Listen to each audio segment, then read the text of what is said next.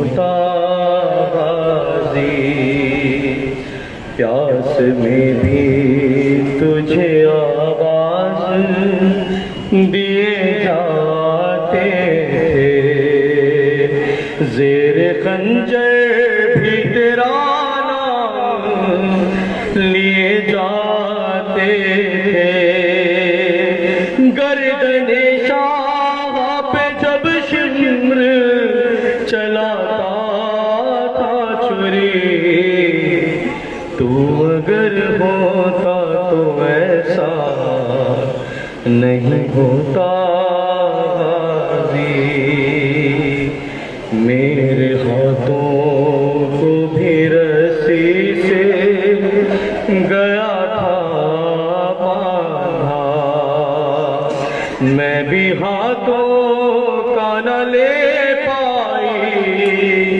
سہارا بھیا، جیسے تو سے گرا ویسے میں ناخے سے گری، تو اگر ہوتا تو ایسا نہیں ہوتا غازی، کیسے بتلاؤں دربار کا منظر بھیا، کھیلتا تھا سر سرور سے ستمگر بھیا، مارتا تھا میرے مظلوم کے ہونٹوں پہ چھڑی، تو اگر ہوتا تو ایسا نہیں ہوتا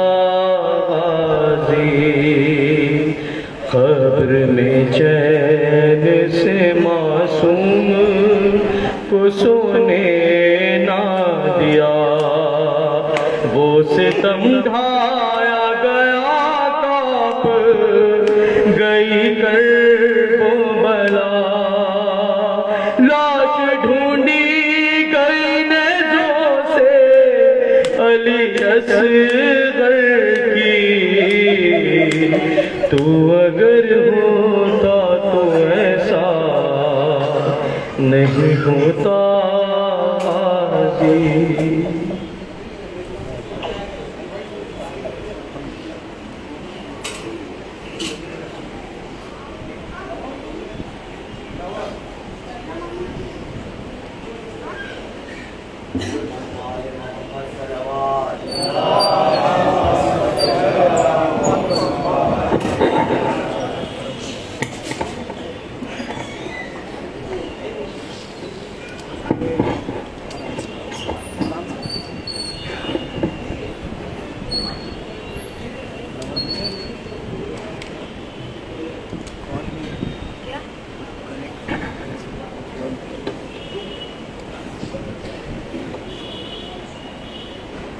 آپ حضرت تھوڑا آگے تشریف لے آئیں جو بات بیٹھے فاتحہ۔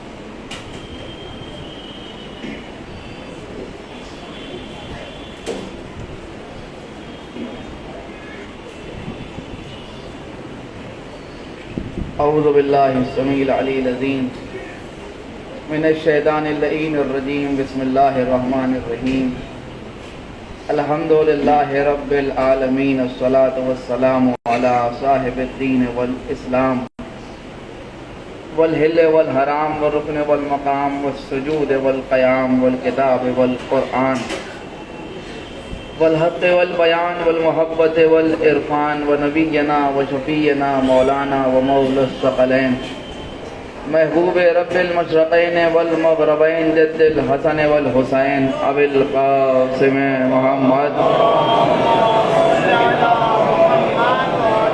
وعلى أهل بيته الطيبين الطاهرين المعصومين المظلومين المنتخبين المنتجبين الذين أذهب الله عنهم الرجس وطهرهم تطهيرا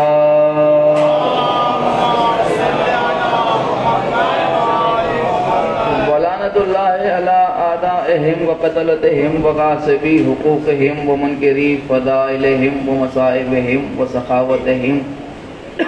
وسخاوتهم وولايتهم وعظمتهم وعطشهم أجمعين من يومنا هذا إلى قيام يوم الدين. أما بعد فقد قال الله سبحانه تبارك وتعالى في كتابه المجيد وفرقانه الحميد وقوله الحق. بسم الله الرحمن الرحيم. اطیعوا اللہ واطیعوا الرسول واولی الامر منکم. صلوات محمد.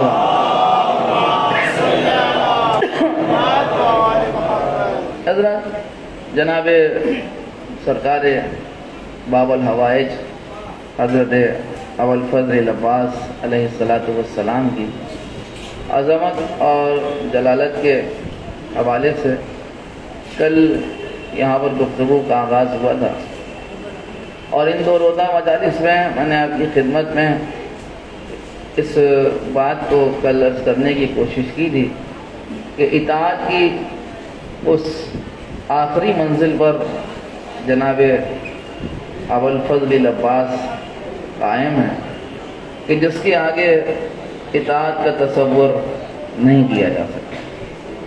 میں نے یہ بات کل عرض کی تھی اس لیے کہ آج مومنین زیادہ تعداد میں موجود ہیں.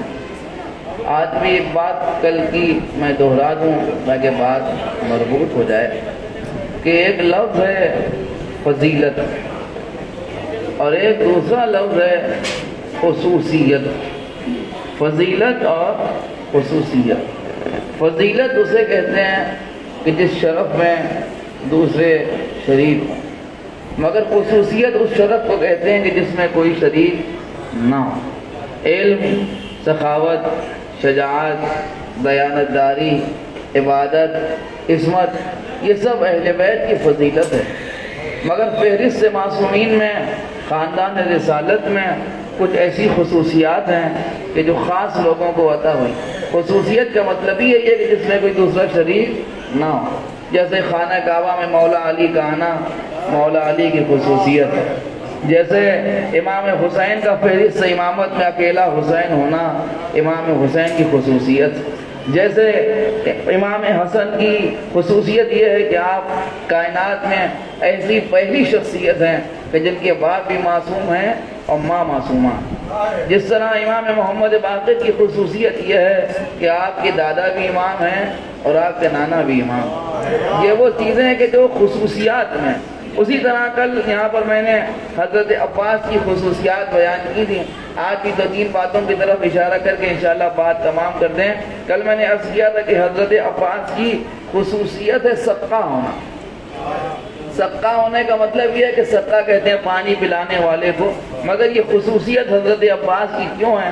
اس کی وجہ یہ ہے کہ فہرست ساقیان میں یعنی صدقہ کی فہرست میں بہت سے لوگ ہیں. مثلا خود پیغمبر تاریخ عالم و آدم میں اگر آپ غور کریں تاریخ اسلام میں تو پیغمبر نے خود لوگوں کو پانی پلایا ہے، اور پانی پلانے والے کو ساقی کہتے ہیں. لہذا پیغمبر بھی ساقی ہیں.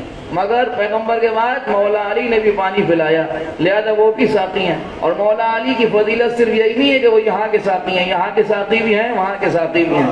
اس لیے کہ یہاں لوگوں کو پانی پلایا اور جنت میں حوض کوثر بجام کوثر سے سیراب کریں گے.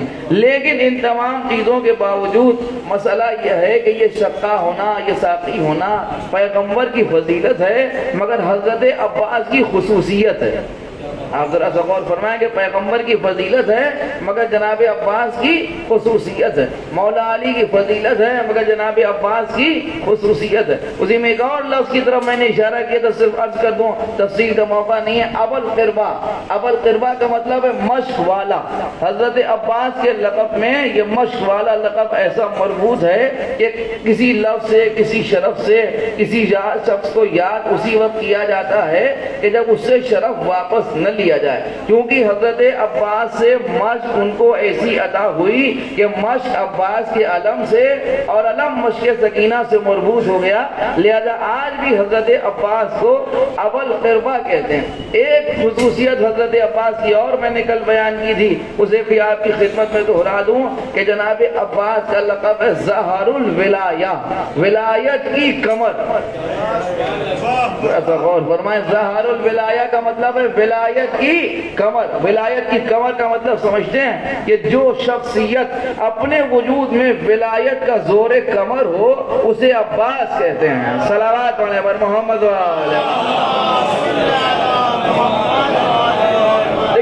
بارش بھی ہو رہی ہے، ماحول بھی کچھ سازگار نہیں ہے، لیکن ہم سمجھتے ہیں کہ اگر آپ متوجہ ہوں تو میں آپ کی خدمت میں عرض کروں کہ آج اہم ترین خصوصیات حضرت عباس کی بیان کر کے بات کو تمام کروں. یہ وہ چیزیں کہ جو حضرت عباس کی خصوصیات ہیں، مثلا صدقہ ہونا، مثلا ابوالقربہ ہونا، مثلا ظہر الولایہ ہونا. اسی میں ایک اور لقب بہت خوبصورت حضرت عباس کی زندگی کا ہے، اور آپ کو معلوم ہے کہ قبش القتیبہ.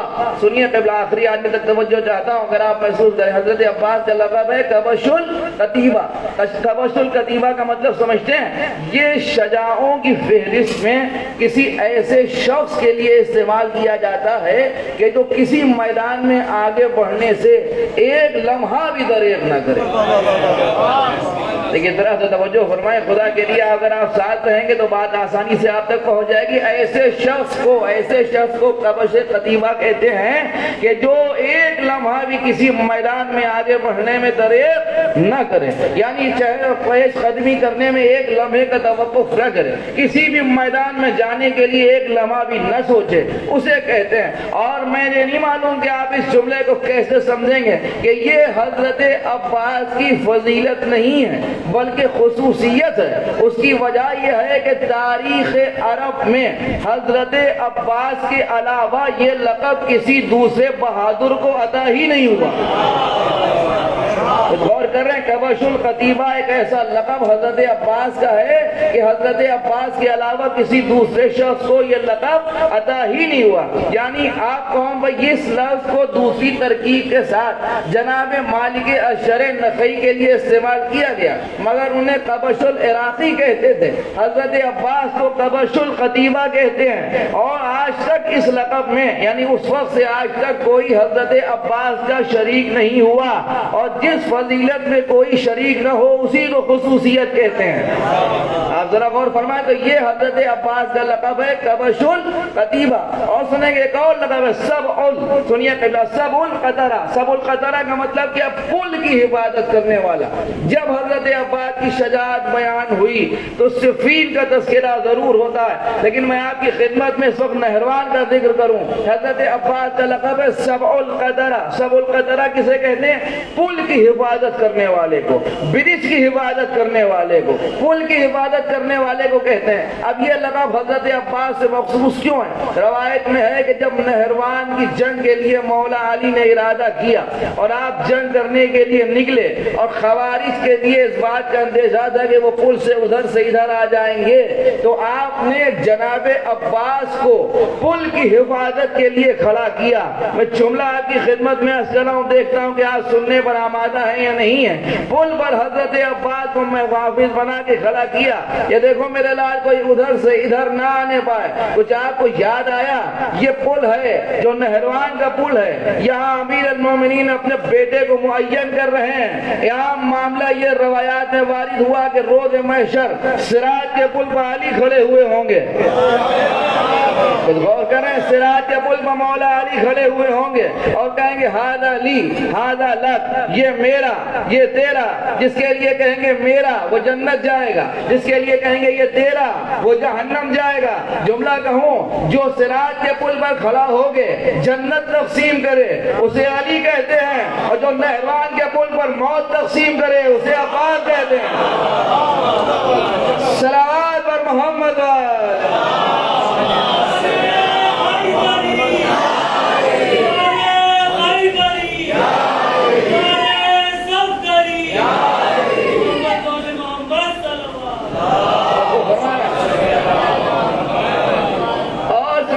یہ جناب ابوالفضل عباس کی خصوصیات میں، اسی میں ایک اور خصوصی لقب حضرت عباس کا ہے، عبد الصالح۔ عبد الصالح کا مطلب کیا نہیں، بلکہ ایک لفظ سنیے تاکہ عبد الصالح کا لطف آ جائے۔ ایک لفظ جناب عباس کی خصوصیات کے ساتھ القاب میں عابد۔ عابد کسے کہتے ہیں؟ عابد کہتے ہیں عبادت کرنے والے، لیکن حضرت عباس صرف عابد نہیں ہے بلکہ عبد صالح ہیں۔ اب میں ایک بات آپ کی خدمت میں ضرور سنیے، چاہے جیسے کم سے کم عبد صالح کا معاملہ یہ کہ نیک بندہ عبد صالح کم سے کم کسی شیعہ کی تو اس وقت تک نماز تمام نہیں ہوتی۔ غور کریں، کسی شیعہ کی تو کم از کم اس وقت تک نماز تمام نہیں ہوتی جب تک وہ حضرت عباس کو سلام نہ کر لے۔ ذرا غور فرمائیں کہ جب تک وہ حضرت عباس کو سلام نہ کر لے کسی شیعہ کی نماز تمام نہیں ہوتی۔ بھیا دور سے اشارہ کر کے گزر جاؤں، لوگ مولا علی کے آنے سے پریشان ہوئے جا رہے ہیں، ہماری نماز تو عباس کے بغیر تمام نہیں ہوتی۔ صلوات پڑھیں پر محمد اور صرف عبد صالح نہیں بلکہ اور جناب ابوالفضل عباس کے القاب میں لقب ہے، اور قبلہ بہت خوبصورت لقب جو مولا کائنات کے علاوہ اس کیفیت کے ساتھ کہیں اور نظر نہیں آیا، وہ لقب ہے باب الحسین۔ بس ذرا صحیح سے سنیے، کیا لقب ہے حضرت عباس کا؟ باب الحسین۔ فضیلت نہیں ہے، خصوصیت ہے، اس لیے کہ حسینیت کا ایک ہی دروازہ ہے جسے عباس کہتے ہیں۔ باب الحسین، باب الحسین، پیغمبر نے فرمایا انا مدینۃ العلم وعلی بابها، میں علم کا شہر ہوں اور علی اس کا دروازہ ہے، میں علم کا شہر ہوں اور علی اس کا دروازہ ہے۔ صلوات پڑھ محمد علیہ وسلم تاکہ تشریف لیں، صلوات اور پڑھنے پر محمد۔ کیا فرمایا؟ انا مدینۃ العلم وعلی بابها، میں علم کا شہر ہوں اور علی اس کا دروازہ ہے۔ اور پھر اس کے بعد یہ بھی فرمایا کہ جسے علم چاہیے وہ دروازے سے آئے۔ اس کا مطلب یہ ہوا شہر پیغمبر کے دروازے کو علی کہتے ہیں، شہر حسینیت کے دروازے کو عباس کہتے ہیں۔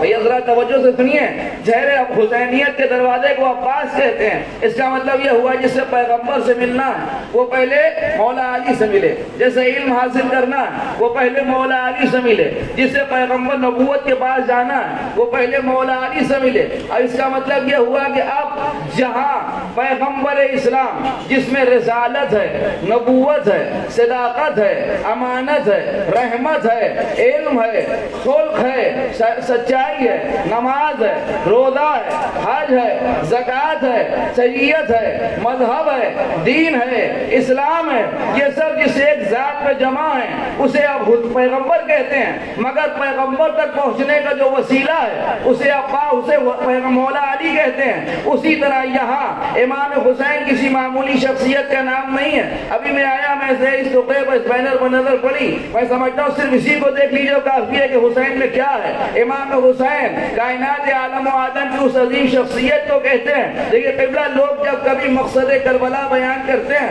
تو وہ کہتے ہیں امام حسین نے نماز بچائی، امام حسین نے روزہ بچایا۔ ہم اس بات کے کسی قسم کا انکار نہیں کرتے، مگر ہم ایک بات ضرور کہنا چاہتے ہیں کہ آپ کسی ایک لفظ کا نام لے کے مقصد سید الشہداء کو محدود نہ کیجیے، اس لیے کہ حسین نے صرف نماز نہیں بچائی، وہ حسین نے صرف روزہ نہیں بجایا، حسین نے صرف حج نہیں بجایا. دیکھیے قبلہ جملہ کہنا جو آپ کی سماعتوں کا امتحان ہوگا، میں بھی دیکھوں کہ آپ سننے کے موڈ میں ہیں یا نہیں ہے، کہ کائنات میں جتنی چیزیں اچھی نگاہ سے دیکھی جاتی ہیں وہ سب امام حسین نے بچائی ہیں. ذرا غور کریں.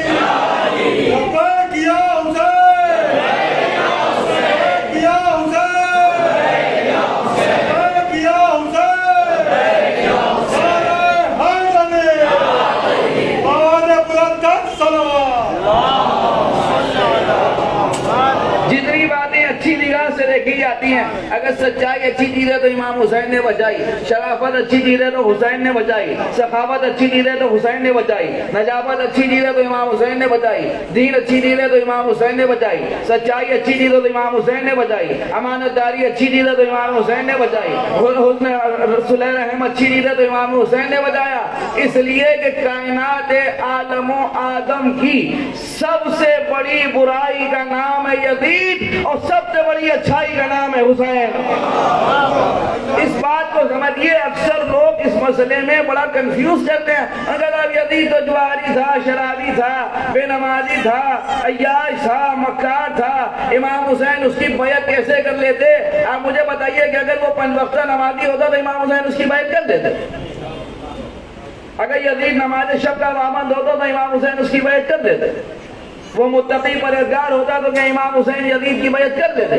بھیا معاملہ یہ حسین ابن علی کا ہے، یہ حسین ہے، یہ کسی کی بیعت نہیں کریں گے. لاکھ متقی صحیح حسین سے بیعت مانگ لے فاسق ہو جائے گا.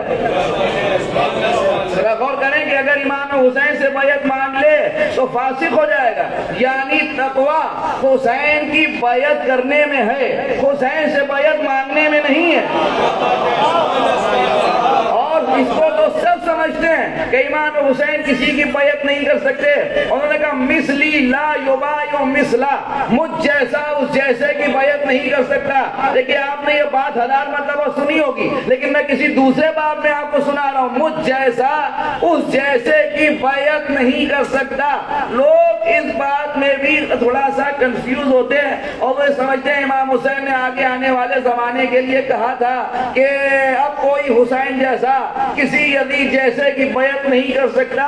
لیکن مسئلہ یہ نہیں ہے. بات تو یہ ہے کہ حسین نے سوال بیعت کو کربلا میں ایسا پسپا کر دیا کہ اب کسی یزید میں کسی حسین سے بیعت مانگنے کی ضرورت ہی نہیں ہے. ذرا غور کریں، آپ کسی یزید میں کسی حسین سے بیعت مانگنے کی ضرورت نہیں ہے. مجھ جیسا اس جیسے کی بیعت نہیں کر سکتا کا مطلب یہ ہے کہ میں جیسے کسی نے پہلے کسی یزید جیسے کی بیعت نہیں کی. اور اس بات کو تو حاکم شام بھی سمجھتا تھا اور اس نے اپنے بیٹے کو جو وصیت نامہ تحریر کر کے دیا جس میں اس نے امام حسین کے علاوہ 4 اور نام لکھے اور ان کے سلسلے سے اس نے یہ بھی کہا کہ یہ تمہاری حکومت کی مخالفت کریں گے مگر ان سے پریشان ہونے کی ضرورت نہیں ہے، ان کا انتظام کیے دیتا ہوں. مگر ان 5 لوگوں میں 4 لوگوں کا تو انتظام کیا، مگر جب بات حسین ابن علی کی آئی تو کہنے لگا کہ حسین کسی قیمت پر تمہاری بیعت نہیں کریں گے، اس لیے کہ ان کے سینے میں ان کے باپ کا دل ہے. ذرا غور کریں بھائی خدا کے لیے. اس نے کہا کہ یہ تمہاری بیعت اس لیے نہیں کریں گے چونکہ ان کے سینے میں ان کے باپ کا دل ہے. اس کا مطلب یہ ہوا کہ یہ بات تو یزید کا باپ بھی جانتا ہے کہ حسین کے باپ نے کسی کے باپ کی بیعت نہیں کی. صلوات پڑھیں بر محمد. تو بیعت تو نہیں کریں گے. تو امام حسین نے انکار بیعت. اچھا سنیے قبلہ، بات جو اصل میں کرنے کا مطلب ہے کہ امام حسین نے بیعت نہیں کی. نہیں کی. کیوں نہیں کی؟ میں نے کہا مجھ جیسا اس جیسے کی بیعت نہیں کر سکتا. یعنی بلندی پستی کی بیعت نہیں کر سکتی، یعنی حق باطل کی بیعت نہیں کر سکتا، یعنی روشنی اندھیرے کی بیعت نہیں کر سکتی، یعنی شرافت خواصت کی بیعت نہیں کر سکتی، یعنی سخاوت بخالت کی بیعت نہیں کر سکتی، سب ملا کے کہیے کہ ابو طالب کا پوتا ابو سفیان کے پوتے کی بیعت نہیں کر سکتا، مجھ جیسا اس جیسے کی بیعت نہیں کر سکتا۔ لیکن ایک سوال یہ ہے کہ کیوں نہیں کر سکتا؟ کیوں نہیں کر سکتا کا جواب ہے زیارت وارثہ۔ ذرا غور کیجئے، کوئی کیوں نہیں کر سکتا کا جواب ہے زیارت وارثہ۔ 1000 مرتبہ پڑھی ہوگی، ذرا یوں بھی پڑھیے، السلام علیکم یا وارث آدم صفوت اللہ، السلام علیکم یا وارث نوح نبی اللہ، السلام علیکم یا وارث ابراہیم خلیل اللہ، اے آدم صفی اللہ کے وارث آپ پر سلام، نوح نبی اللہ کے وارث آپ پر سلام، موسیٰ کلیم اللہ کے وارث آپ پر سلام، عیسیٰ روح اللہ کے وارث آپ پر سلام، ابراہیم خلیل اللہ کے وارث آپ پر سلام۔ اس کا کیا مطلب ہوا؟ اس کا مطلب یہ ہوا کہ آدم صفی اللہ ہیں۔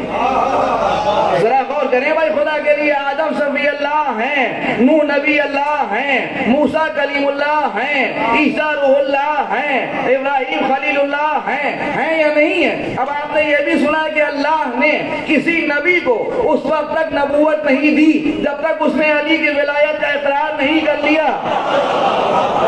ذرا غور فرمائیں کہ جب تک اس نے علی کی ولایت کا اقرار نہیں کر لیا، اللہ نے کسی نبی کو نبوت نہیں دی۔ تو میں سلسلہ بیان کروں، رائے تو نہ کریں گے کہ یہ ماننا پڑے گا کہ آدم صفی اللہ ہوئے علی کی ولایت کی وجہ سے، ہیں حسین کی شہادت کی وجہ سے، نوح نبی اللہ ہوئے علی کی ولایت کی وجہ سے، ہیں حسین کی شہادت کی وجہ سے، موسیٰ کلیم ہوئے علی کی ولایت کی وجہ سے، ہیں حسین کی شہادت کی وجہ سے، عیسیٰ خلیل خدا ہوئے علی کی ولایت کی وجہ سے، ہیں حسین کی شہادت کی وجہ سے، عیسیٰ روح اللہ ہوئے علی کی ولایت کی وجہ سے، باقی ہیں حسین کی شہادت کی وجہ سے، محمد کو نبوت ملی علی کی ولایت کی وجہ سے، باقی ہے حسین کی شہادت کی وجہ سے۔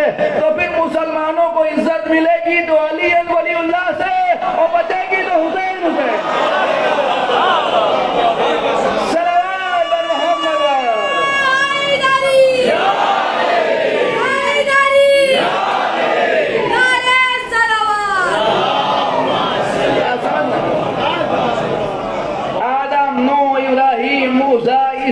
ان تمام نبیوں کی وراثت سنبھالے ہوئے یہ ایک ذات ہے۔ دیکھیے قبلہ، میں اپنے موضوع سے ذرہ برابر بھی الگ نہیں ہوں، یہ ساری وراثتیں جہاں محفوظ ہیں اس ذات بالا صفات کو حسین کہتے ہیں۔ جب بات آ گئی تو یہ بھی سنی لیجئے کہ جب وراثت کا سلسلہ ختم ہونے لگتا ہے تو ابنیت کا سلسلہ شروع ہوتا ہے۔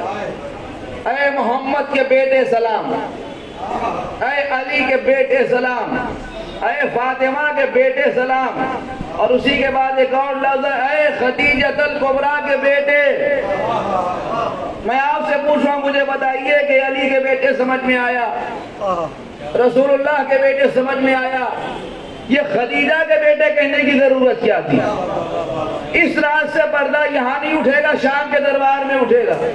جب شام کے دربار میں چوتھے امام پہنچے اور انہوں نے خطبہ دیا تو اس خطبے میں اپنا تعارف کرایا، میں مکے کا بیٹا، میں مینا کا بیٹا، میں صفا کا بیٹا، میں مروہ کا بیٹا، میں علی کا بیٹا، میں محمد کا بیٹا، میں فاطمہ کا بیٹا، میں حسین کا بیٹا، اور میں خدیجۃ الکبریٰ کا بیٹا۔ اس مسئلے کو سمجھنے کے لیے 3 باتیں سمجھیے۔ یزید 3 چیزوں کے ساتھ اپنے تخت کے اوپر شام میں بیٹھا ہوا ہے۔ اس نے ایک بات یہ کہی کہ نہ کوئی وحی ہے نہ کوئی رسول، وہ تو بنو ہاشم نے حکومت کے لیے کھیل کھیلا تھا، نعوذ باللہ، لہذا کچھ نہیں۔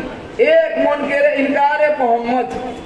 دوسرا جملہ اس نے کہا کہ بدر والے ہوتے، سنیے گا بہت توجہ کے ساتھ، بدر والے ہوتے، احد والے ہوتے تو آج کہتے کہ کیا کہنا تمہارا یزید کہ تم نے بدر کا بدلہ لیا، احد کا بدلہ لیا۔ دوسری بات۔ تیسری بات یہ کہ اس نے لوگوں کو بلایا، 700 کرسی نشین تھے، آپ نے سنا ہے 700 کرسی نشین۔ یہ کرسی نشین کون لوگ تھے؟ یہ عمراء، رؤساء اور سفراء تھے جو اس نے باہر سے بلا کے بٹھائے تھے کہ آؤ میری فتح کا جشن مناؤ، آؤ مشاہدہ کرو کہ ہم نے کتنی زبردست جیت حاصل کی ہے۔ ایک بات اس نے انکار توحید اور انکار وحی کیا۔ دوسرا اس نے یہ کہا کہ بدر والے ہوتے اور احد والے ہوتے۔ تیسرے اس نے دولت کی نمائش کر کے لوگوں کو بلانے کے لیے دکھایا۔ یہ 3 مرحلے تھے اور ان تینوں کا جواب چوتھے امام نے ایک جملے میں دیا۔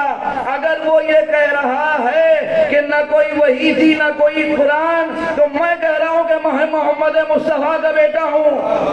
ابھی تھوڑی دیر کے بعد جب تیرے ہی حکم پر بے وقت کی اعلان ہوگی تو یہ تیرا ہی مؤذن کہے گا اشہد ان محمد رسول اللہ۔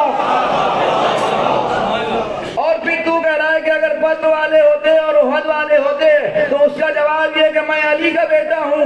تم بدر والوں کو اشارے میں یاد کر رہے ہو، میں بتا رہا ہوں جو بدر والوں کو مارے اسے علی کہتے ہیں۔ اور پھر یہ جو تم دولت کی نمائش کر رہے ہو، تو اگر تم دولت کی نمائش کر رہے ہو تو پریشان نہ ہو، میں بھی خدیجۃ الکبریٰ کا بیٹا ہوں۔ یہ دولت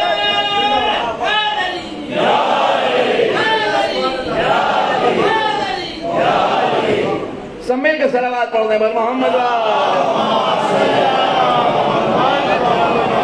لہذا آدم محمد کے بیٹے، علی کے بیٹے، فاطمہ کے بیٹے اور خدیجۃ الکبریٰ کے بیٹے، یہ ہے وراثت اور ابنیت کا سلسلہ اس ایک ذات میں۔ اور سنیں گے آپ کیوں نہیں کر سکتے حسین بیعت؟ حسین کون؟ یقیناً حضرت وہ سنا ہوگا، صرف ایک اشارہ۔ حضرت مسلم ابن عقیل جب کوفے تشریف لے گئے تو انہوں نے بیعت سید الشہداء کے لیے ایک خطبہ پڑھا، خطبہ نہیں سناؤں گا لیکن صرف ایک اشارہ۔ انہوں نے جب خطبہ پڑھا تو کیا کہا؟ بیعت کا مطالبہ کیا مجھے خدا کے بعد، کہنے لگے میں تمہیں اللہ کی بیعت کی دعوت دیتا ہوں۔ ذرا سا غور فرمائیے، میں تمہیں اللہ کی بیعت کی دعوت دیتا ہوں، میں تمہیں ابو عبداللہ کی بیعت کی دعوت دیتا ہوں، میں تمہیں حسین ابن علی کی بیعت کی دعوت دیتا ہوں۔ حالانکہ بلاغت یہ کہتی ہے کہ بات ہلکے سے بھاری کی طرف چلے، پہلے ہلکی بات پھر اس سے بھاری پھر اس سے بھاری، لیکن امام حسین جناب مسلم کو یہ کہنا چاہیے تھا کہ حسین کی بیعت، ابو عبداللہ کی بیعت، اللہ کی بیعت، تاکہ بات یہاں سے وہاں جاتی۔ لیکن معاملہ یہ ہے کہ بات کرنے سے پہلے یہ بھی دیکھا جاتا ہے کہ سننے والے کس معیار کے ہیں۔ اب یہ کہ اگر یہ مومنین کا مجمع ہے جو استقبال کرنے کے لیے بیٹھے ہیں تو یہاں پڑھا جا سکتا ہے، لیکن اگر کوئی سمجھنے والا نہ قلمہ کے موٹی عقل کے لوگوں تو وہاں خطاب ایسے ہی ہوگا۔ لہذا مسلم نے دیکھا کہ یہ بات یہاں سمجھ میں ایسے نہیں ہے کہ لہذا انہوں نے شروع کی اللہ کی بیعت، اب بھی نہ سمجھے تو ابو عبداللہ کی بیعت، اور اب بھی نہ سمجھے تو حسین ابن علی کی بیعت۔ مطلب یہ کہ یہ حسین کی بیعت نہیں ہے، اللہ کی بیعت ہے۔ اور حسین کون؟ چار جملے انہوں نے کہے، کلیم القرآن حسین، حلیف الایمان حسین، مناجی الرحمن حسین، اور اس کے بعد آخری جملہ جو یہاں بیٹھے ہیں وہ بھی سنیں، جو باہر تشریف فرمائے وہ بھی سنیں، ہم بھی دیکھیں کیسے سنتے ہیں۔ انہوں نے کہا کہ میں تمہیں اس حسین کی بیعت کی دعوت دیتا ہوں جس کے قدموں سے اڑی ہوئی خاک کے پیچھے بھی چلو گے تو جنت پہنچ جاؤ گے۔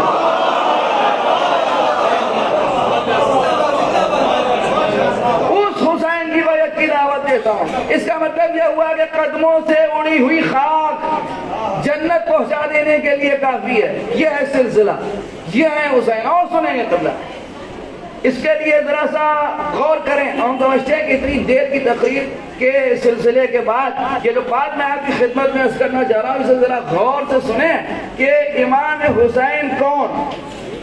آدم کے وارث، نوح کے وارث، ابراہیم کے وارث، موسیٰ کے وارث، عیسیٰ کے وارث، اور وارث ہونے کے ساتھ ساتھ نماز کے محافظ، روزے کے محافظ، حج کے محافظ۔ کے بعد یہیں سے شروع ہوئی تھی کہ امام حسین نے کیا کیا بچایا۔ لیکن معاملہ یہ ہے کہ یہ بات تو بالکل صحیح ہے کہ امام حسین نے نماز بچائی، اس لیے کہ حسین کے علاوہ کسی کو حق ہی نہیں ہے کہ وہ نماز بچائے۔ ہم جو 2 رکعت بچتے ہیں اس کی بچانے کی فکر ہمیں کرنا چاہیے کہ بچ رہی ہے یا نہیں بچ رہی ہے۔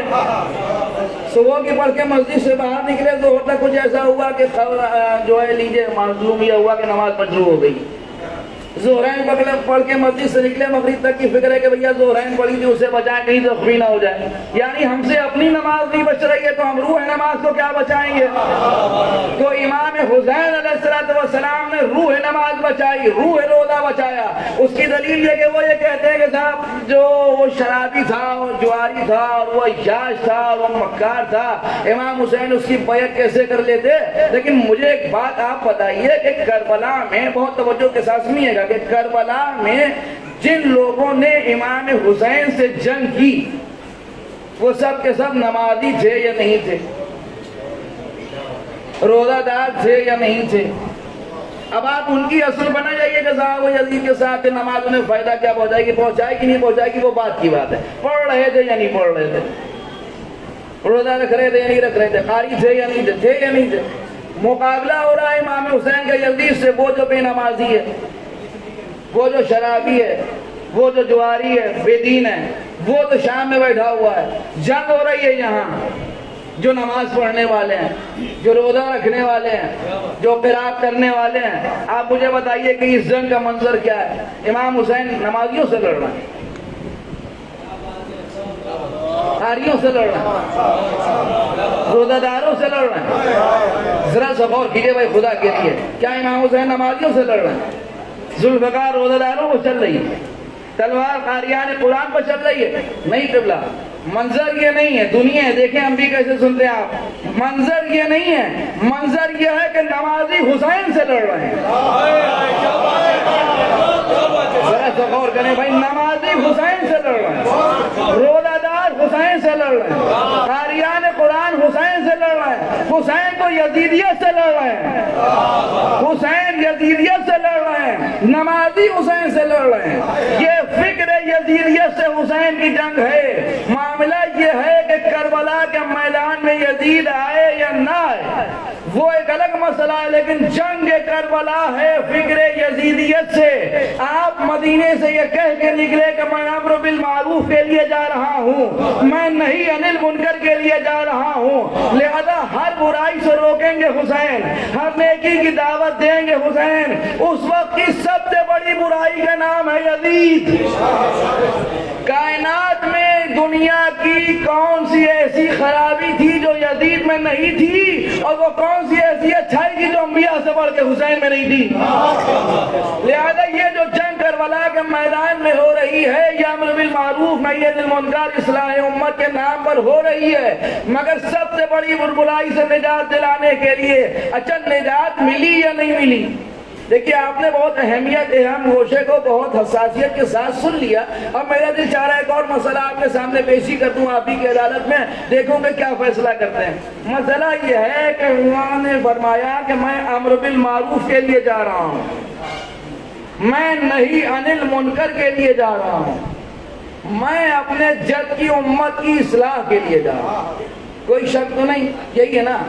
لیکن یہ 30,000 کی تعداد جو کم سے کم ہے دشمنوں کی طرف سے، باقی لاکھ 2 لاکھ 9 لاکھ تک کی جو روایات ہیں وہ تو اپنی جگہ، دشمنوں کی جو تعداد کم سے کم 30,000، اسی کو مان لیجیے. اس 30,000 کے لشکر پر امام حسین کی اصلاح کا اثر کتنا ہوا؟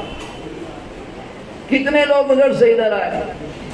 صرف 3، اور کا بیٹا اور کا بھائی، بس صرف 3.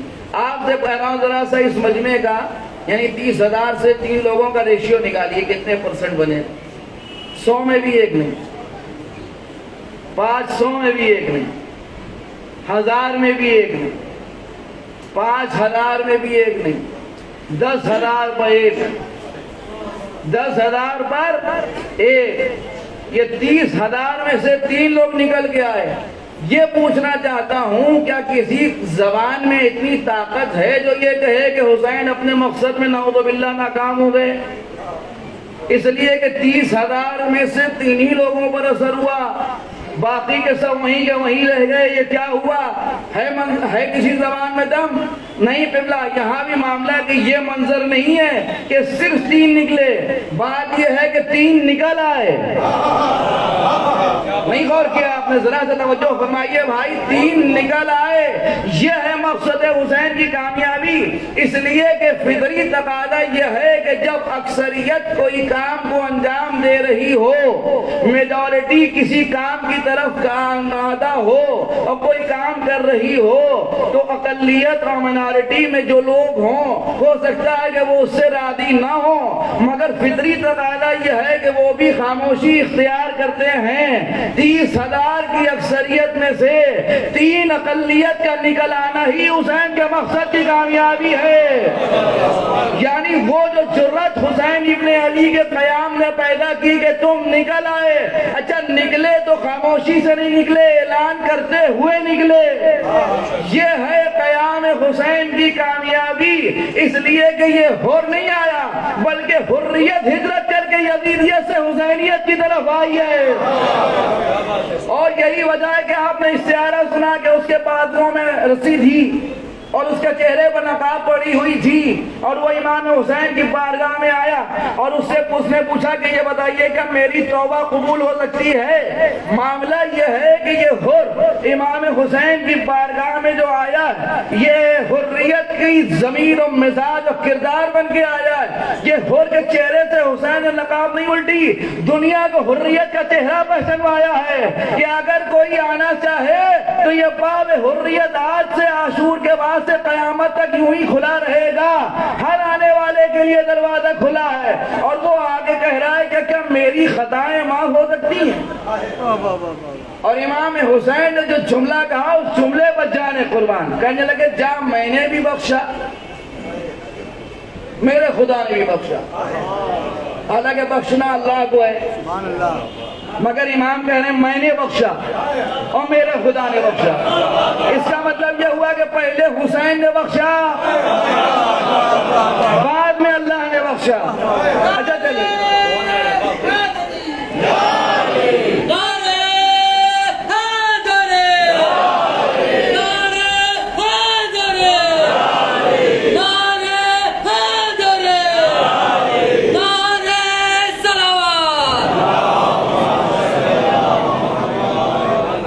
سمجھ رہے ہیں کہ میں نے بخشا اور میرے خدا نے بخشا۔ اگر آج حر اپنی غلطی کے احساس کے ساتھ بجائے حسین ابن علی کے قدموں میں آنے کے کسی مسجد میں چلا جاتا، مصلی پر بیٹھ جاتا اور اللہ اسے قیامت تک کی زندگی عطا کرتا اور وہ ہر سانس میں اللہ سے بخشش کی دعا کرتا، تو آپ مجھے بتائیے کیا حر کو اللہ معاف کر دیتا؟ نہیں۔ کیوں نہیں؟ اس لیے کہ وہ مجرم حسین ہے۔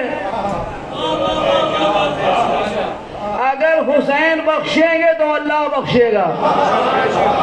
بس مجھے یہ بتائیے کہ جب اللہ حر کو، جب حسین کے معاف کیے بغیر اللہ حر کو معاف نہیں کرتا تو فاطمہ کے معاف کیے بغیر غاصبان فدق کو کیسے معاف کر دے گا؟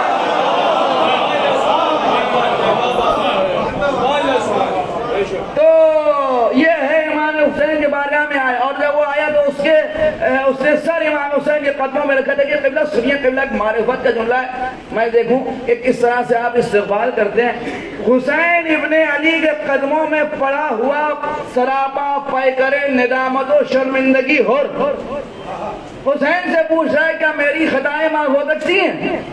امام نے اٹھا کے اس کے چہرے سے رومال کو ہٹایا، فرمایا کہ تو حر ہے، دنیا میں بھی اور آخرت میں بھی۔ لیکن یہاں پر رک ایک مسئلہ یہ سمجھ لیجیے کہ وہ ادھر سے ادھر آیا، امام نے فرمایا تو حر ہے، اور وہ جو ادھر رہ گئے ان کے لیے کہ تمہارے شکم مال حرام سے بھرے ہوئے ہیں۔ ذرا غور کیجیے کہ وہ جو ادھر رہ گئے ان سے کہا کہ تمہارے شکم مال حرام سے بھرے ہوئے ہیں، اور یہ جو ادھر آ گیا اس سے کہا کہ تو حر ہے۔ صبح عصر عاشور امام حسین نے ایک فیصلہ سنایا کہ تمہارے شکم مال حرام سے بھرے ہیں۔ ایک اقبالیہ ادھر سے آیا کہ ہم آپ کو آپ کے بعد کی دشمنی میں قتل کر رہے ہیں۔ ایک نتیجہ یہ دونوں چیزوں کو ملا کے نکلا کہ جہاں مال حرام ہے وہی انکار ولایت علی ہے، اور جہاں علی سے محبت ہے وہی نسلی خون میں طہارت ہے۔ اس کا مطلب یہ ہوا کہ علی سے محبت اور شکم میں حرام یہ دونوں چیزیں ایک ساتھ جمع نہیں ہو سکتی۔ اگر شکم میں حرام ہوگا تو دل میں علی نہیں ہوں گے، اور دل میں علی ہوں گے تو شکم میں حرام نہیں ہوگا۔ لہذا فرمایا کہ تو حر ہے، حر۔ وہ کہہ رہا ہے کہ توبہ قبول ہو سکتی ہے، آپ نے فرمایا میں نے بھی بخشا، میرے خدا نے بھی معاف کیا۔ یہ کہہ کے حر کو حسین نے گلے لگا لیا۔ اب سنیے معاملہ یہ ہے کہ قدموں میں پڑے ہوئے سر کو حسین نے اپنے سینے سے لگا لیا۔ حسین نے حر کے سر کو اٹھایا، اپنے سینے سے لگا لیا، جملہ عرض کروں، یہ حسین کے قدموں سے سینے تک کا سفر کرتے کرتے ہور کا سر اس قابل ہو گیا کہ رومال فاطمہ باندھ دیا جائے۔ غور کریں، اب اس قدر بلند ہو گیا حسینیت کے صدقے میں ہور کا سر کہ تاج شہادت کی شکل میں حسین نے ہور کے سر پر فاطمہ زہرا کا رومال باندھ دیا۔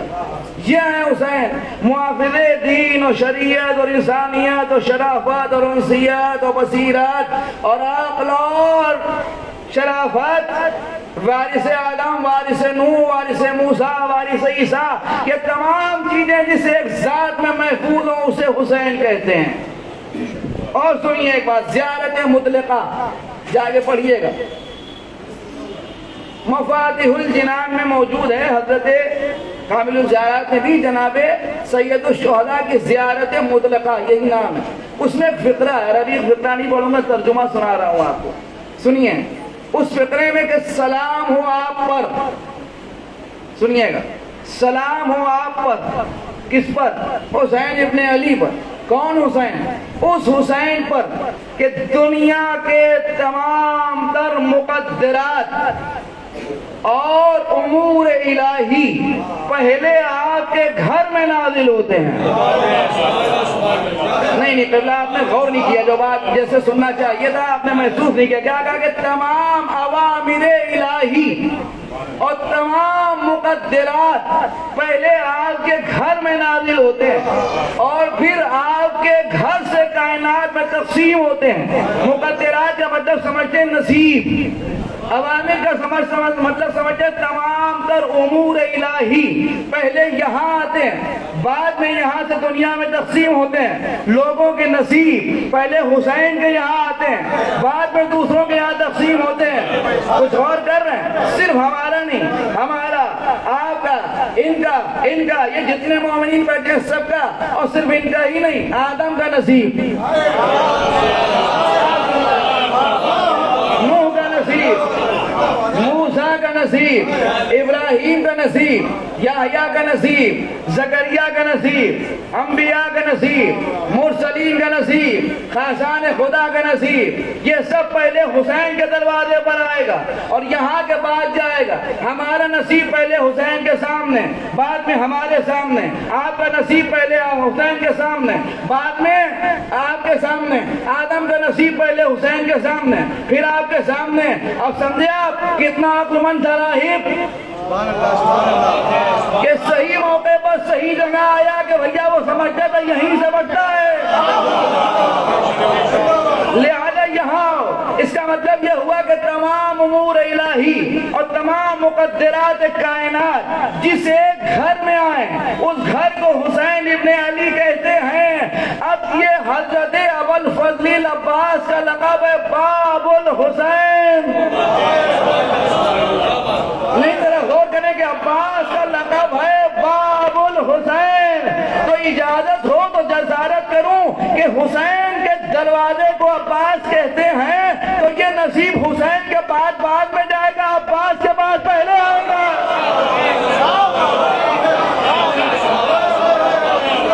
اور ہم سمجھتے ہیں کہ بھیا آپ اس کے بعد بھی اگر یہ بتانا پڑے کہ عباس باب الحوائج کیوں ہیں تو پھر لیڈر کی تقریر کا فائدہ کیا ہے؟ صلوات محمد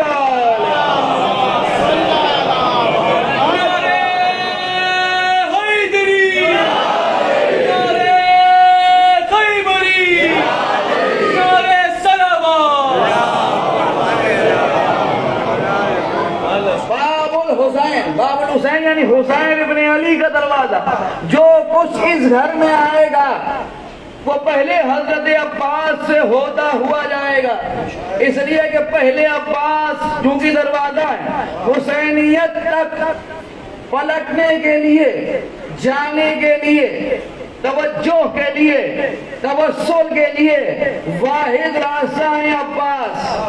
عباس کے بغیر حسین تک نہیں پہنچا جا سکتا، اس لیے انہیں کہتے ہیں باب الحسین، باب الحسین۔ اور سنیے قبلہ، جناب ابو الفضل العباس باب الحسین، عبد صالح اور صدیق۔ صدیق حضرت عباس کا مخصوص لقب ہے صدیق، اور ہم سمجھتے ہیں کہ اس کو تو آپ اچھی طرح سمجھتے ہیں کہ جو سچ بولے اسے صادق کہتے ہیں، اور جس کا کہنا سچ ہو جائے اسے صدیق کہتے ہیں۔ اور یہ جو عصمت کا معاملہ صدیق کا ہے، سنیے قبلہ بات کو کہاں سے کہاں لے آیا۔ صداقت کا معاملہ یہ ہے کہ ایک لفظ ہے سچ، ایک لفظ ہے جھوٹ، لیکن ان دونوں کے بیچ میں ایک اور لفظ ہے ظن، اسی کو اردو میں کہتے ہیں گمان۔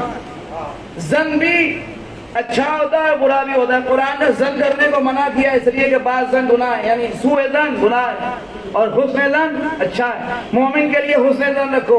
اصل میں ظن نہ سچ ہوتا ہے نہ جھوٹ، یہ تو وہ بیچ کی چیز ہے۔ اگر سچ پر غالب آ جائے تو سچ ہو جائے، جھوٹ پر غالب آ جائے تو جھوٹ ہو جائے۔ مثال کے طور پر یہاں کے باغان کے امام باڑے مجلس ہو رہی ہے، کوئی صاحب راستے سے گزرتے چلے آ رہے ہیں، سڑک پر آواز پہنچ رہی تھی، کسی نے آگے بڑھ کے ان سے پوچھا وہاں کیا ہو رہا تھا، انہوں نے کہا مجلس ہو رہی ہے۔ دیکھا نہیں اس نے، شرکت نہیں کی اس نے آوازیں صلوات نعرے سبحان اللہ سن کے اندازہ لگایا مجلس ہو رہی ہے، محرم کے دن ہے۔ یہ ہے ظن۔ اب چونکہ اس کا ظن سچ پر غالب آ گیا لہذا سچ ہو گیا۔ اگر وہ آگے بڑھ کے کہتا محفل ہو رہی ہے، حالانکہ شرکت مجلس کرنے والے نے بھی نہیں کی، مگر جو محفل کہہ رہا ہے وہ جھوٹ ہو گیا اس لیے کہ یہاں مجلس ہو رہی ہے۔ تو کبھی سچ پر غالب آئے کبھی جھوٹ پر، اگر سچ پر غالب آ جائے تو سچ، جھوٹ پر غالب آ جائے تو جھوٹ، تو ظن ان دونوں سے بیچ کی بات ہے۔ معصوم کا معاملہ یہ ہے کہ معصوم کا ظن بھی خلاف واقعہ نہیں ہوتا۔ نہیں ذرا سا غور کیجئے بھائی، بات تمام ہو رہی ہے کہ معصوم کا ظن بھی خلاف واقعہ نہیں ہوتا۔ دو آئینے حضرت یوسف قید خانے میں ہیں، ایک شخص نے کہا کہ میں نے خواب دیکھا ہے کہ میں انگور نہیں چھوڑ رہا ہوں، کہنے لگے میرے مطابق تو رہا کر دیا جائے گا اور تو خلیفہ تجھے بادشاہ اپنے سقائی پہ رکھے گا اور تو اسے شراب پلائے گا۔ خوش ہو گیا سن کے۔ ایک دوسرے نے کہا میں نے بھی خواب دیکھا ہے کہ میں جو ہوں وہ اپنے سر پر سینی رکھے ہوں، اس میں روٹیاں اور وہ چیلتے ہوئے نوچ کے کھانے، کہنے لگے تم قتل کر دیے جاؤ گے اور تمہاری لاش چیلتے ہوئے نوچ کے کھائیں گے۔ جیسے ہی اس نے سنا یہ گھبرا گیا، اس نے کہا میں نے کوئی خواب ہی نہیں دیکھا، میں نے تو جھوٹ بولا ہے۔ حضرت یوسف کہنے لگے مگر چونکہ میں نے کہہ دیا تو یہ ہو گیا ہے۔ دیکھیے اگر لفظ صدیق کو سمجھنا ہے تو بولیے، یوسف کو قرآن نے کہا کہ وہ صدیق تھے، انہوں نے کہا کہ اگر میں نے کہہ دیا ہے تو یہ ہو کے رہے گا۔ جناب ابراہیم جب حضرت اسماعیل کو لے کے جانے لگے تو زوجہ رسی لی اور چھری، تو زوجہ نے کہا کہاں جانے کا؟ دوست کے یہاں۔ کہیں وہاں چھری اور رسی کا کیا کام ہے؟ کہنے لگے ہو سکتا ہے راستے میں دمبا دبا کرنا پڑے۔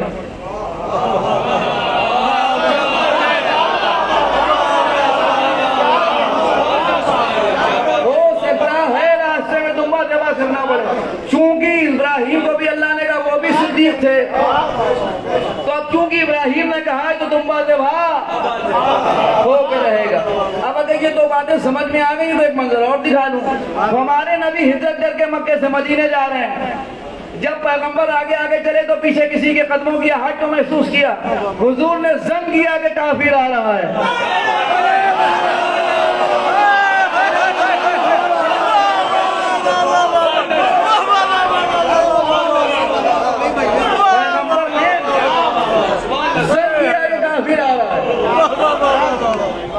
تھوڑا تیز قدموں سے بڑھے تو وہ آنے والے کے تیز قدم بڑھے، اب تو ظن میں بھی اور ڈالا کہ کافر ہی آ رہا ہے، لیکن جب پیچھے مڑ کے دیکھا تو کافر تو نہیں تھا۔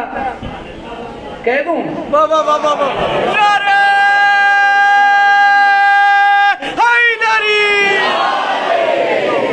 خلیفہ تھے۔ معاملہ یہ کہ آپ مجھے فیصلہ کر کے بتائیے کہ جب یوسف کا ظن خلاف واقعہ نہیں ہوتا، ابراہیم کا ظن خلاف واقعہ نہیں ہوتا، تو پھر محمد کا ظن خلاف واقعہ کیسے ہوگا؟ اس کا مطلب یہ ہوا کہ جب ان کا کہا ہو کے رہتا ہے تو ان کا کہا بھی ہو کے رہے گا۔ یہ ایک الگ مسئلہ ہے کہ آپ خلیفہ سمجھتے ہیں، محمد کافر سمجھتے ہیں، لیکن معاملہ سنیے، بات یہ ہے کہ یوسف نے کہا کہ تو قتل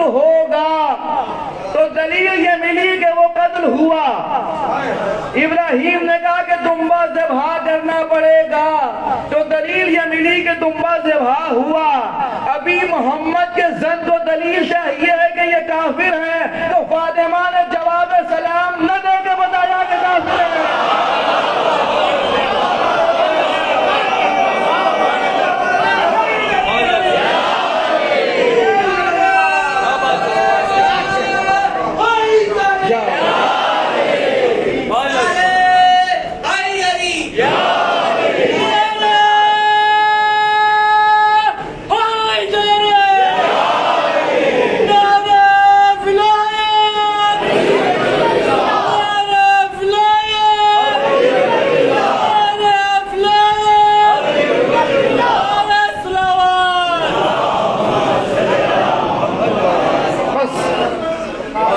تو یہ ہے معاملہ، جو صدیق ہو اس کا زن بھی خلاف واقع نہیں ہوتا.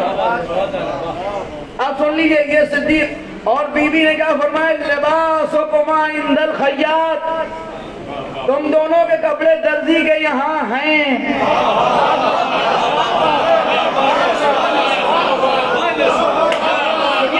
تم دونوں کے کپڑے درزی کے یہاں ہیں. اب جب درزی کے یہاں ہیں تو بس ہیں، معاملہ یہ کہ ہوں گے نہیں ہیں. اب صبح کو دیکھیے گا کہ رضوان درزی بن کے آئے گا. جس صدیقہ بی بی نے یہ کہا کہ تم دونوں کے کپڑے درزی کے یہاں ہیں، اسی صدیقہ نے کہا عباس میرا بیٹا ہے.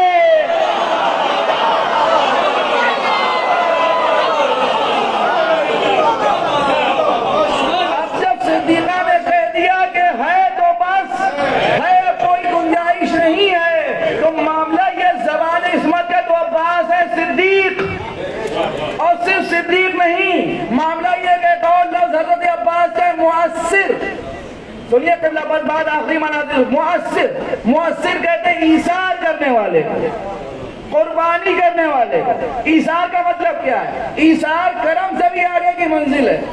اگر آپ کی حاجتیں حضرت ابوالفضل عباس سے ہیں تو بیجا نہیں ہے، مگر دیکھو کہ کتنی ہیں. سنیے، ایک لفظ ہے بخل، ایک لفظ ہے سخاوت، ایک لفظ ہے کریمی، سمجھ رہے ہیں؟ ایک لفظ ہے ایثار، ایک لفظ ہے لطف. یہ ساری چیزیں ہیں. بخل کہتے ہیں کنجوسی کو، سخاوت کہتے ہیں بانٹنے کو، مگر بانٹنا وتھ کنڈیشن.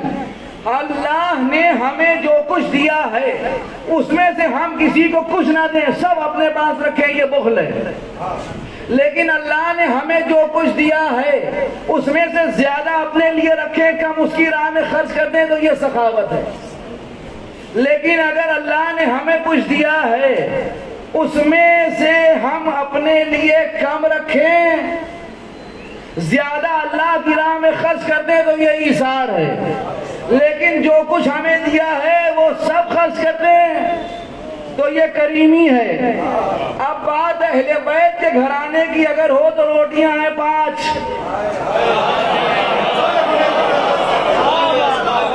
اگر یہ نعوذ باللہ ایک بھی نہ دیں تو ہم کہیں کہ بخل فرمایا خدا نخواستہ.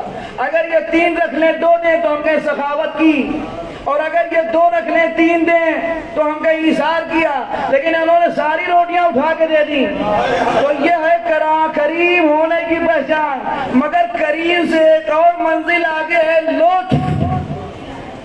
لطف کسے کہتے ہیں؟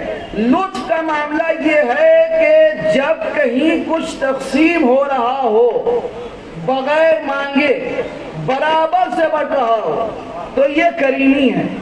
مجلس ہو رہی ہے، انشاءاللہ مجلس کے بعد تبرک تقسیم ہوگا، تو مومنین جب نکلیں گے تو سب کو ایک ایک تبرک یہاں دیا جائے گا.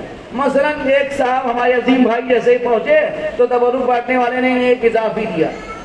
جیسے کہ پہنچے تو آپ نے ان سے کسی نے بانٹنے والے سے کہا کہ بھیا سارے لوگوں نے مجلس میں شرکت کی، اتنی دیر سنی جتنی دیر انہوں نے سنی، اتنے ہی نعرے انہوں نے لگائے جتنے سب نے لگائے، اتنی صلوات انہوں نے پڑھی جتنے سب نے پڑھی، تو ایک اضافی کیوں؟ تو انہوں نے کہا کہ آپ کو معلوم نہیں ہے یہ سوچ خان بھی ہیں، کیونکہ انہوں نے سوچ خانی کی ہے لہذا انہیں اضافی. جب کہیں برابر سے بغیر مانگے بڑھ رہا ہے، اس لیے کہ تبرک مانگتا ہے تو کوئی بھی نہیں ہے، سب بغیر مانگے تبرک کہتے ہی اس لیے کیونکہ بغیر مانگے مل رہا ہے۔ سبحان اللہ۔ جب بغیر مانگے سب کچھ کہیں برابر سے بڑھ رہا ہو اور اس میں کسی کو کچھ اضافی مل جائے تو یہ ہے لطف۔ اللہ کے ناموں میں دونوں نام ہے، وہ کریم بھی ہے لطیف بھی ہے۔ ذرا غور کیجئے، وہ کریم بھی ہے لطیف بھی ہے، لیکن اس کے کریم اور لطیف ہونے کا فرق سنیں گے۔ معاملہ یہ کہ اس نے ہمیں بغیر مانگے ہوئے وجود عطا کیا، بغیر مانگے ہوئے چاہنے والا باپ عطا کیا، رحم دل ماں عطا کی، خاندان عطا کیا، دوست عطا کیے، عزیز عطا کیے، اولادیں عطا کی، رزق عطا کیا، عزت عطا کی، مال عطا کیا، بغیر مانگے ہوئے۔ یہ ہے کریم ہونے کی پہچان۔ اس نے ہمیں بغیر مانگے وجود دیا، باپ دیے، ماں دی، خاندان دیا، عزیز دیے، رشتہ دار دیے، یہ کرم ہے۔ مگر یہ کرم اللہ کا کائنات کے ہر شخص پر ہے، اور ہمیں علی ولی اللہ کہنے والے گھر میں پیدا کیا، یہ لطیف ہونے کی علامت ہے۔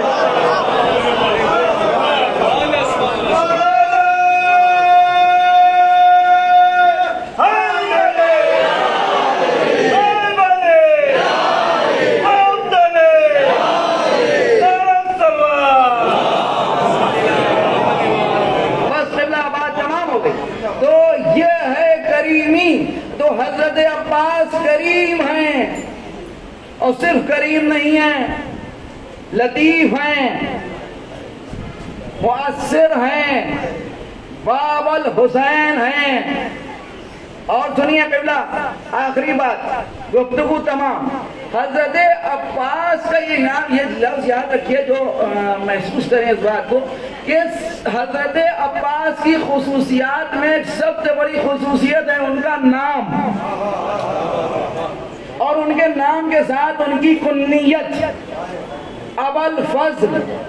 ابوالفضل کا معاملہ یہ ہے کہ اکثر لوگ اس لیے کہتے ہیں کہ ان کے بیٹے کا نام فضل تھا، بے شک اس سے انکار نہیں ہے، مگر جب کسی کی اولاد کے نام سے اسے پکارا جانے لگے اسے کنیت کہتے ہیں۔ لیکن معاملہ یہ ہے کہ یہ ابوالفضل کنیت ان کے بیٹے فضل کی ولادت کے بعد کی نہیں ہے، بلکہ حضرت عباس کے نام کے ساتھ مولا علی نے ان کی کنیت رکھی تھی۔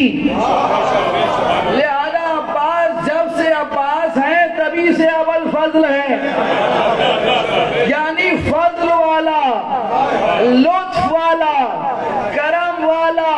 اس کا مطلب یہ ہوا کہ یہ عباس بھی ہیں اور ابوالفضل بھی ہیں، یہ دونوں چیزیں۔ اسی لیے اور ایک بات کی طرف اشارہ کر دوں کہ جب آپ نام کے اعداد نکالیں گے تو خوبصورت بات یہ ہے کہ لفظ عباس کے بھی 133 عدد ہیں اور ابوالفضل کے بھی 133 عدد ہیں۔ علماء بیان کرتے ہیں کہ اگر کوئی کسی مشکل میں پھنس جائے اور اسے راستہ نظر نہ آ رہا ہو تو حضرت عباس سے نہیں، نام حضرت عباس سے توسل کرے، یعنی صرف یہ نہ کہے کہ یا حضرت عباس یہ مشکل کیجئے، صرف آپ اگر 133 مرتبہ یا عباس یا عباس یا عباس یا عباس یا عباس کا ورد کریں تو اللہ آپ کی مشکلیں حل کر دے گا۔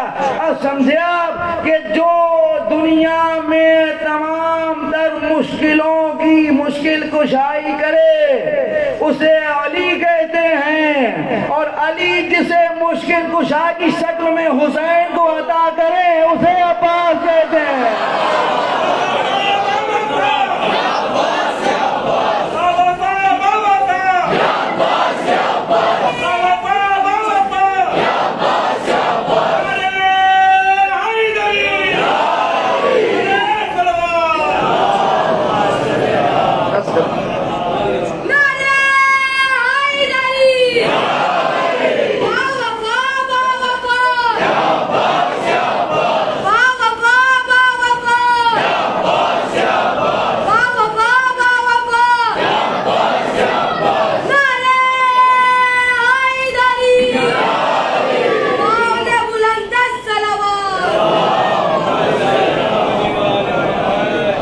فضیلت. اور بس آخری جملہ کا صرف ایک منظر، بس بات تمام ہو گئی. یہ ہے عباس. تو حضرت عباس کا نام نامی اس میں گرامی عباس. ایک لقب بہت مشہور ہے حضرت عباس کا، زیغم. لغت میں زیغم بھی شیر کو کہتے ہیں، سبحان اللہ سبحان اور عباس بھی شیر کو ہی کہتے ہیں. کنڈیشن کا فرق ہے. عباس کہتے ہیں خاص ادا سے چلنے والے شیر کو. بعض جگہ یہ روایت میں ملتا ہے کہ عباس کہتے ہیں اس شیر کو جو اپنے منہ میں شکار لیے ہوئے ہو. زیغم کہتے ہیں اس شیر کو کہ جو کسی بھی میدان میں اپنے مخالف کو دیکھے بغیر اس کے اوپر حملہ کر دے اور اس سے مقابلہ کرنے والا کوئی نہ ہو. لیکن یاد رکھیے گا، جناب امیر نے فرمایا کہ ایسے بہادر گھرانے میں شادی ہو جہاں سے بہادر فرزند پیدا ہو. لیکن صرف 3 منظروں کو سمجھا کہ ایک نتیجہ پھر مسائل. جناب امیر نے فرمایا بہادر گھرانے میں شادی ہو، بہادر فرزند کی ولادت ہو. علی جیسے شجاع کو بھی گھرانا چاہیے بہادر. مطلب یہ کہ شجاعت صرف باپ کا اثر نہیں ہوتا، ماں کی طرف سے بھی ملتی ہے. اب آپ ذرا شجاعت کے میدان میں اگر دیکھیے تو جمل میں محمد حنفیہ جیسے شجاع اور بہادر سے مولا علی نے کہا میرے لال تمہاری ماں فاطمہ زہرا نہیں ہے، لہذا تم شجاعت کی اس منزل پر نہیں پہنچے جہاں حسن مجتبیٰ پہنچے. حالانکہ محمد حنفیہ کوئی معمولی شخص نہیں ہے، بہت بڑے شجاع ہیں. کتنے بڑے بہادر ہیں. ایک مرتبہ جناب امیر کی زرہ کچھ لوز ہو گئی، ڈھیلی، کچھ کڑیاں اضافی ہو گئی، تو آپ نے اس میں نشان لگایا اور نشان لگا کے کہا کہ میرے لال جاؤ اور جا کے ان کڑیوں کو حداد دوہار سے کٹوا لو. جناب محمد حنفیہ نے نشان کو دیکھا اور نشان دیکھنے کے بعد ایک مرتبہ انہوں نے تو جھٹکا دیا اور چٹ چٹ چٹ کر کے کڑیاں ٹوٹنے لگی. میں نے بڑی آسانی سے کہہ دیا اور اس سے زیادہ آسانی سے آپ نے سن لیا، لیکن حقیقت یہ ہے کہ اس سے زیادہ آسانی سے انہوں نے یہ دینوں کی گھڑیاں توڑ دی. ایسے بہادر ہیں. مگر وہ کہنے ہیں کہ تمہاری ماں فاطمہ زہرا نہیں ہے.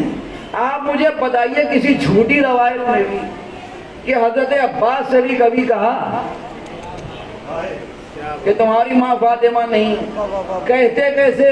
اس لیے کہ ماں کا نام فاطمہ کلابیہ ہے اور فاطمہ زہرا نے بیٹا کہہ بھی دیا ہے. اور ایک جملہ کہوں، شاید آپ نے سنا ہو لیکن سن لیے، سید الشہداء کا جواب ہے. حضرت محمد حنفیہ کہ جب امام حسن کے جنازے پر تیر چلے اور انہوں نے رسول اللہ کے پہلو میں دفن ہونے سے منع کیا امام حسن کو، تو محمد حنفیہ آگے بڑھے اور انہوں نے ایک بات جواب میں کہی، تو وہ کہنے لگی کہ بولے نہ بولے حسین بولے، اس لیے کہ وہ فاطمہ کے بیٹے ہیں، تم کیوں بول رہے ہو؟ تو محمد حنفیہ سے جب اس نے یہ بات کہی تو محمد حنفیہ ایک لمحے کے لیے خاموش ہو، تو امام حسین بولے محمد حنفیہ کے دفاع میں، کہنے لگے تو کیسے کہہ رہی ہے کہ یہ فاطمہ کے بیٹے نہیں ہیں؟ یہ تو 4 فاطمہ کے بیٹے ہیں.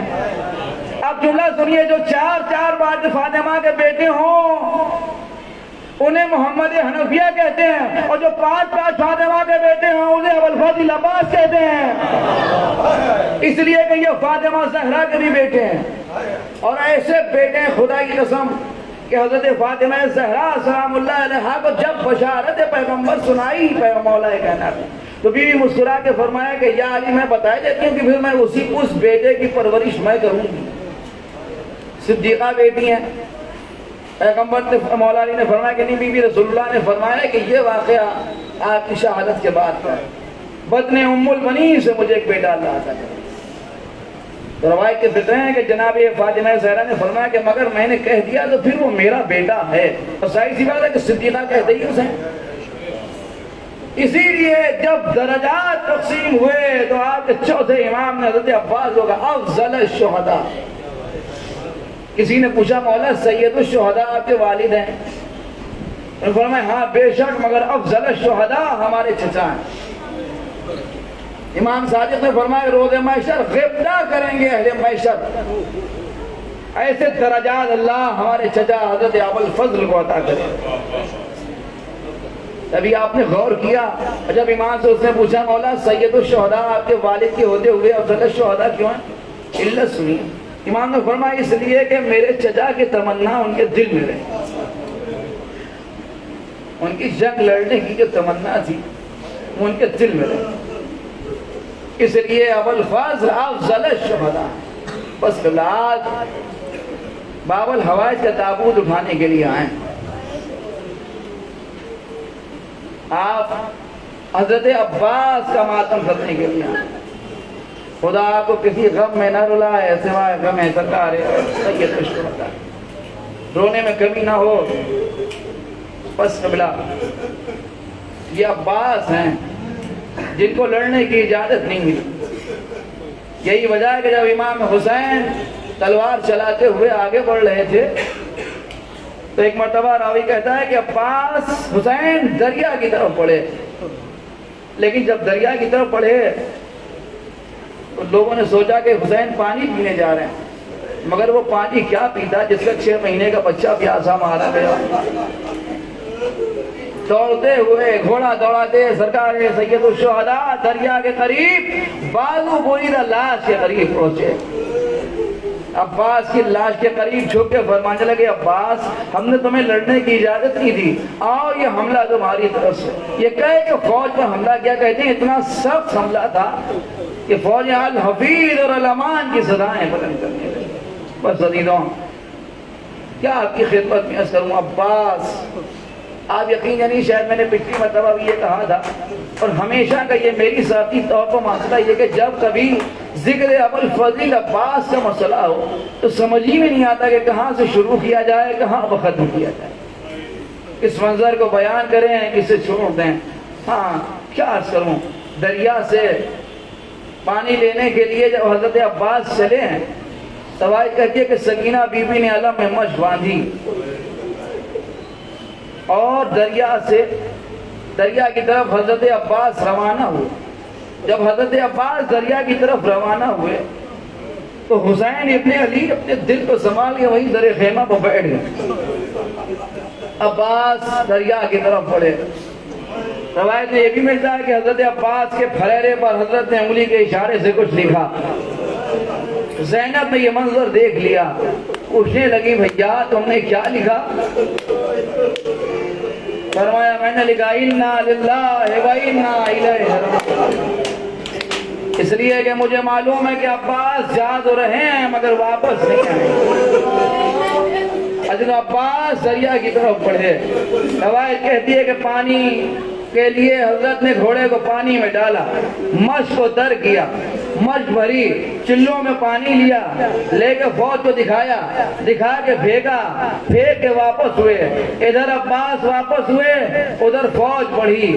روایت کہتی ہے کہ تیر مارے تو مگر عباس فوجوں کے تیروں کی زد سے باہر تھے لیکن فوج تیزی کے ساتھ بڑھی. روایت کہتی ہے کہ چاروں طرف سے حضرت عباس پر حملے ہونے لگے.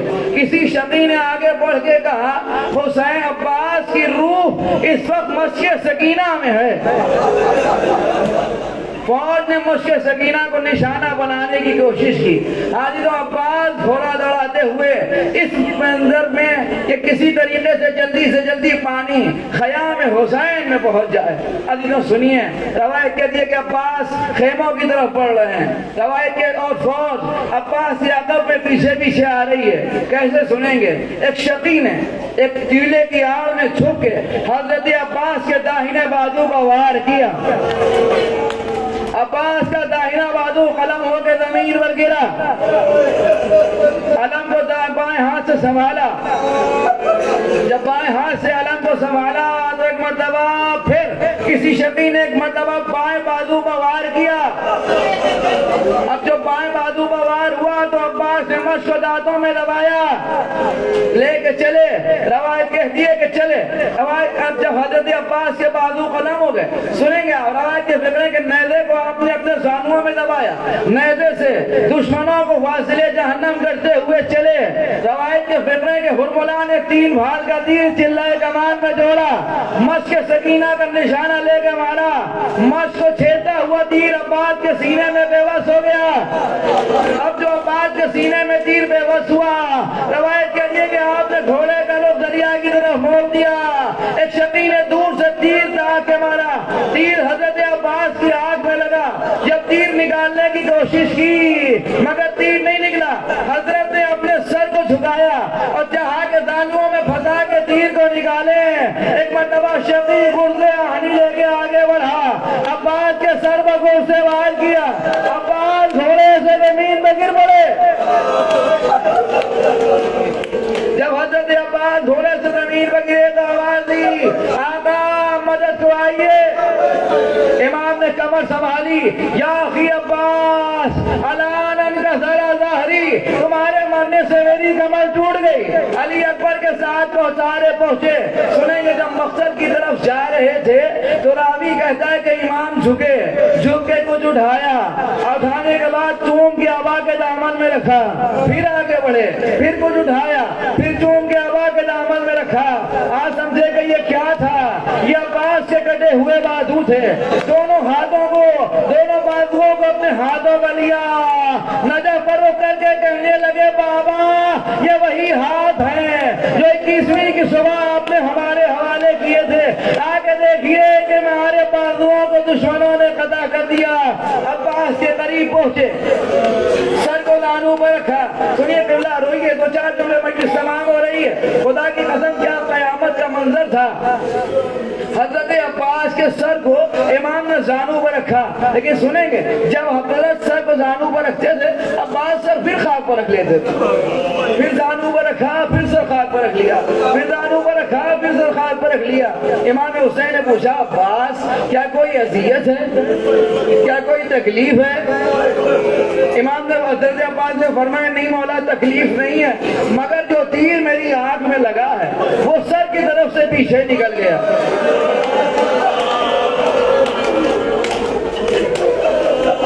मैं नहीं चाहता कि उस तीर से आपके जानों को अजियत हो।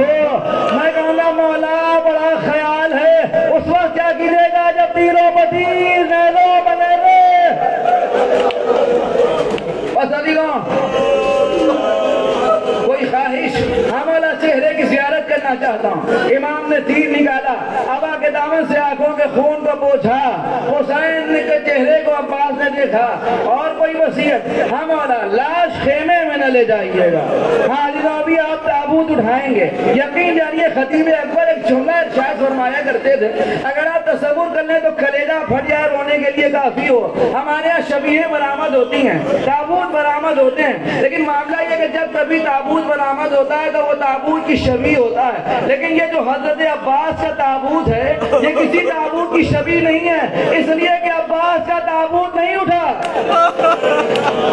मगर ये अज़ादार अपने कांधों पर हजरत अब्बास का ताबूत उठाने के लिए आए हैं। सुनिए, फरमाया कि लाश खेमे में न ले जाइएगा।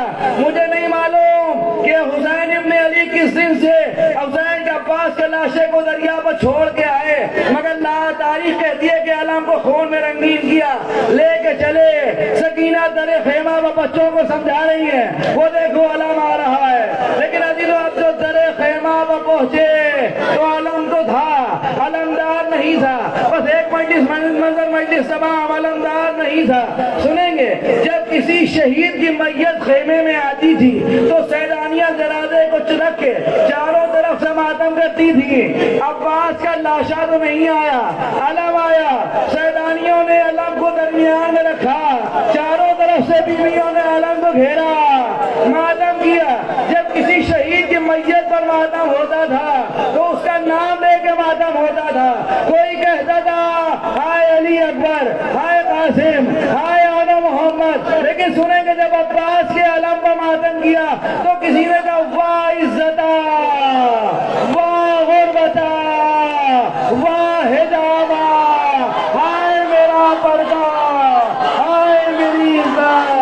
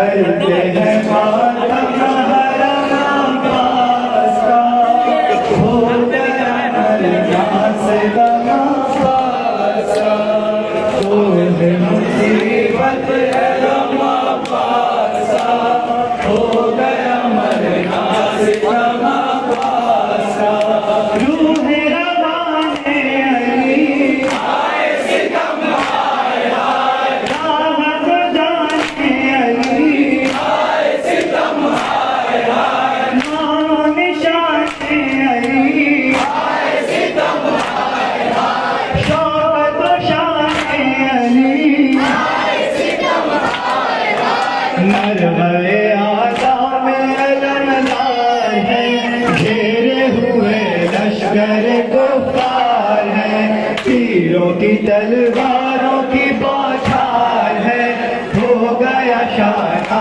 حرم عباس کا، یہ ہے مصیبت ہے غم عباس کا، ہو گیا مرنا ستم عباس کا، حرم عباس کا، ہو گیا مرنا ستم عباس کا، حرم عباس کا، ہو گیا مرنا ستم عباس کا، حرم عباس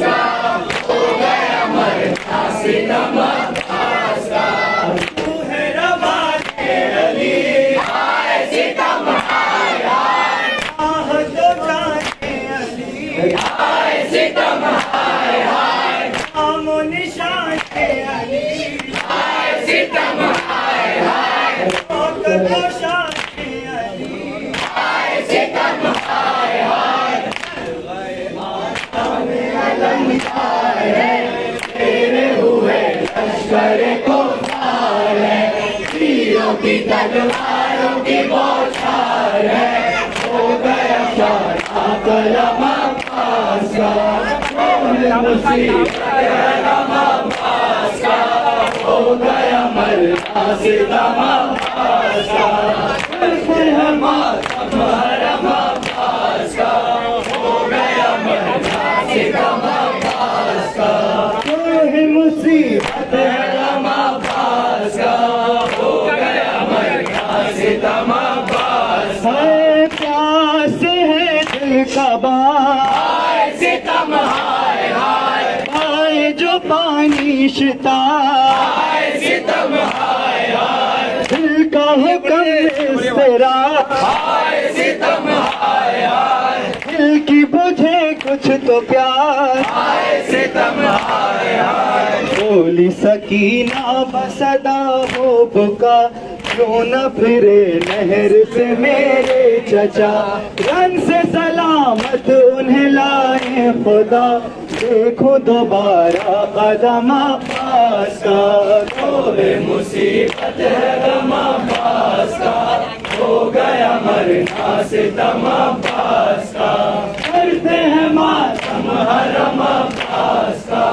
ہو گیا مرنا ستم عباس کا، دم بدم سہار ہے آئے ستم ہائے ہائے، دم بدم سہار ہے آئے ستم ہائے ہائے، مرنے کا تیار ہے آئے ستم ہائے ہائے، میرا غم خار ہے آئے ستم ہائے ہائے، بھائی بھی لاچار ہے آئے ستم ہائے ہائے، کہتے ہیں زینب سے شہے اشنلب، علی کو جاتا ہے علمدار اب، آئے بگڑ کے نہیں تابو تبا، میں سکینہ حرم عباس کا، تو ہے مصیبت ہے غم عباس کا، ہو گیا مرنا ستم عباس کا، کرتے ہیں ماتم حرم عباس کا، ہو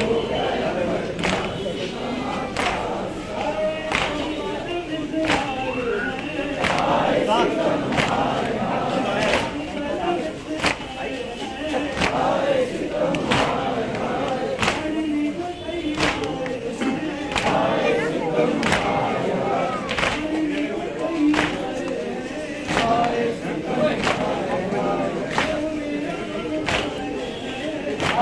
Amen.